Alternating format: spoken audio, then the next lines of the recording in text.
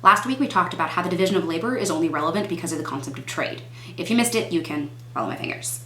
This week we'll discuss how that division is actually limited by the power of that trade, meaning the size of the market. So if a person out there is going to dedicate their entire life to producing a single good or service, there has to be somebody out there who's willing to buy it.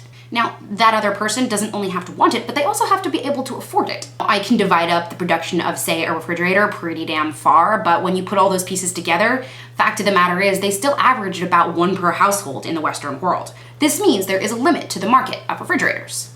Smith starts out by talking about entire industries that are limited by geographic location. So if a man, say, has the expertise of digging wells and he finds himself in Amsterdam or in Venice, he's going to find it very difficult to find somebody who's going to want to purchase this skill from him. On top of this, even trades that you do need all the way out in the boonies still come at a much smaller supply than they would in a city, since there physically aren't enough people to support these kinds of trades. There are 194 Starbucks locations in the island of Manhattan, 256 in New York City.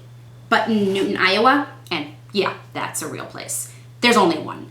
If you go even further, so say Postville, Iowa, there are actually none at all. Now, it's very important to remember that even in the 18th century, nobody lived in complete isolation, which means that trades aren't necessarily limited by geography. We do have the ability and the technology to transport goods and services across great distances.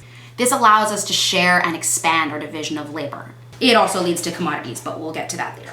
So that man who makes cell phone screens can only make so many and only specialize in this particular trade because he can sell them all over the world. If he was limited to selling only to his neighbors or his town or even his province, he would still not be able to sell enough surplus in order to support himself. And obviously, the more efficient the carrying of goods, the better off the trades. Every new transportation technology has increased trade and consequently wealth for the countries that utilize it. In the most advanced and wealthy nations, you will see more efficient forms of transportation. Every major metropolis that has popped up over the past 1,000 years has been on a waterway. This means that inevitably nations and towns that are out in the middle of nowhere lag behind in trade. This limits their division of labor, which consequently limits their wealth. Smith launches here into a very long, very annoying 3-page argument for the efficiency of carriage trade versus waterway.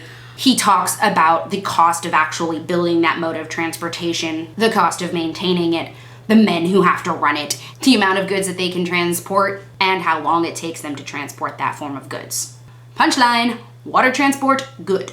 I'm sure that if Smith lived today, he would be fascinated by the advancements made by railways and airplanes, although you still have to consider that our most advanced forms of transportation and the way we get most goods and services around the world is still by ship. To this day, we still use ships to bring things in from China. So let's go back to the big question of the book. What makes some countries wealthier than other countries? In this chapter, Smith argued that a major contributing factor is the size of the market and consequently how far it can reach. Which is also, if you think about it, why countries with isolationist policies have a tendency to lag behind in economics and trade. Red China, Soviet Russia, modern day North Korea, these are all prime examples of this. Incidentally, or coincidentally, all communist countries, but I'm gonna leave that one alone. So that's it for this week. Next week, I'll be back with Smith's theory on the origin of money.